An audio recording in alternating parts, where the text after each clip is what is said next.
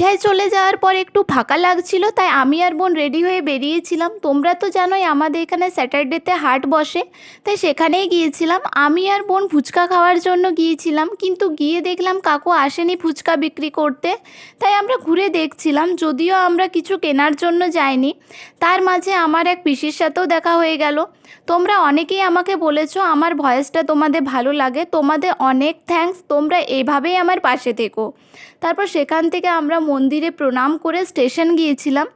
স্টেশনে বেশ কিছুক্ষণ সময় কাটানোর পর লোকাল প্যাসেঞ্জার ট্রেন এলে আমার বোন ঝালমুড়ি খোঁজার জন্য ব্যস্ত।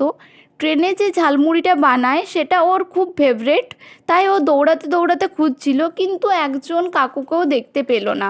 তাই আর ঝালমুড়ি খাওয়াও হলো না। তারপর আমরা ভাবলাম চিকেন পকোড়া খাবো, সেটাও পেলাম না।